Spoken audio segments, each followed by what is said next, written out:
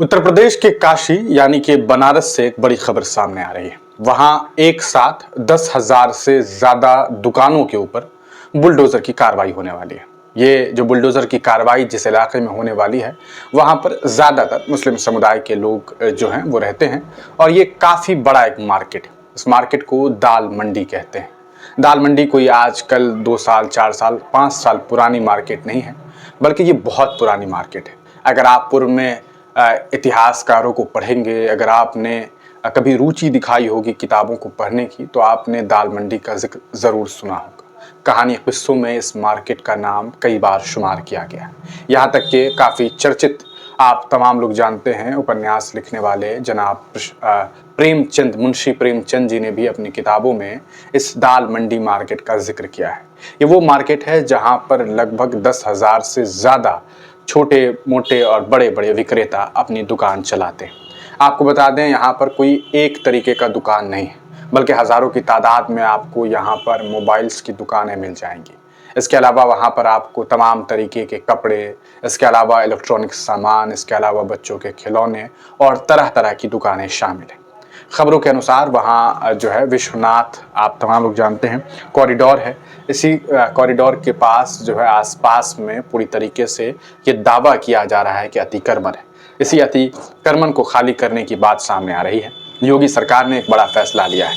ये दावा किया गया है कि जो कॉरिडोर है उसके आसपास हमें अतिक्रमण खाली करवाना है और वहाँ पर जो अतिक्रमण किया गया है उसे खाली करने के लिए कम अज़ कम 10,000 से ज़्यादा दुकानों के ऊपर बुलडोज़र की कार्रवाई की जाएगी।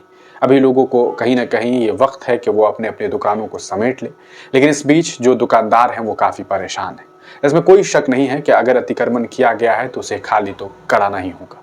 लेकिन सवाल यह है कि कई सालों से जो लोग वहाँ पर अपनी दुकानें चला रहे हैं और अपनी ज़िंदगी बसर कर रहे हैं, क्या अचानक से उन तमाम लोगों की रोज़ी रोटी पर लात मार देना सही होगा? क्या उनकी रोज़ी रोटी को इस तरीके से छीन लेना सही होगा? डेवलपमेंट ज़रूरी है, इसमें कोई शक नहीं है, विकास ज़रूरी है, लेकिन सवाल ये है कि क्या ये सब कुछ एक प्लानिंग के तहत होता है? आपको बता दें, इस पूरे मामले के बीच जो जानकारी निकल करके सामने आई है वो कुछ इस तरह से है कि जो कॉरिडोर है, मान लेते हैं, तो यहाँ जो सड़कें गुजरी हुई है, जो सड़कें हैं, ये सड़क अभी फ़िलहाल जो है ये आपको 8 फीट चौड़ी, यानी कि सिर्फ 8 फीट चौड़ी ये सड़क है। लेकिन अब योगी सरकार कहती है कि हम इसे एक्सपेंड करेंगे, हम इसे एक्सपेंड करेंगे और इस तरीके से एक्सपेंड करेंगे कि ये 8 फीट से हम सीधे इसे जो है वो 23 फीट चौड़ी सड़क करना चाहते हैं। दुकानदारों का कहना है कि अगर ये मामला 2, 3, 4 फीट बढ़ाने तक का होता तो फिर भी बात समझ में आती, लेकिन चूंकि यहाँ पर 23 फीट तक चौड़ीकरण की बात सामने आ रही है, ऐसे में हजारों दुकानदारों का जो दुकान है वो पूरी तरीके से टूट जाएगा। आपको बताते चलें कि इस पूरे प्रकरण के बीच की जानकारी निकल करके सामने आई है कि जो कॉरिडोर है, विश्वनाथ कॉरिडोर, वहाँ पे लगभग 150 मीटर के आसपास जो है अब बुलडोज़र की कार्रवाई हो सकती है और उसके अलावा लगभग 900 मीटर के रेंज में जो है ये पूरी की पूरी जो है कहा सकता है मार्केट जो है वहाँ पर जो सड़कें गुजरी हुई है वहाँ उसे अतिक्रमण मुक्त करना है, जिसके अंदर कुल लगभग 10,000 के आसपास जो है वो दुकानें हैं और ये दुकानों को खाली करवाना इनके लिए इसलिए ज़रूरी है कि इनका दावा है कि इसकी वजह से ट्रैफिक सिस्टम पूरी तरीके से ख़राब हो गया है। अभी सर्वे किया गया है और उसी के अनुसार हमने आपको ये लगभग 10,000 के आंकड़े बताए। विश्वनाथ धाम जाने के लिए ये रोड जो है वो निकलता है, यानी कि आप मान के चलिए कि जैसे आप ये तस्वीरें देख रहे हैं, आप इस तरह से समझिए कि जैसे ये सड़क है, तो अगर ये विश्वनाथ धाम है तो ये सड़क जो है इस तरीके से यहाँ आ रही है और ये सड़क को ही सीधे तौर पर सही करना है। तो इस सड़क को सही करने के लिए इन्हें एक्सपेंड करना होगा। 8 फीट को इन्हें जो है 23 फीट करना है। आप समझिए कि लगभग 15 फीट चौड़ीकरण की जा रही है। अगर आप दोनों तरफ की दुकानों को समझिए, अगर 7-7 फीट दुकान ली गई है तो ये कुल समझ लीजिए कि 14 फीट, तो दोनों तरफ से जो दुकानें होंगी वो यहाँ पर बुलडोज हो जाएगी और इस बुलडोज की वजह से लोगों की जो ज़िंदगी है वो बहुत ज़्यादा इफेक्टेड होगी। अब देखना यह है कि आने वाले वक्त में इस पूरे मामले पर क्या कुछ बातें सामने आती है। छोटे फुटकर दुकानदार काफ़ी परेशान होने वाले हैं।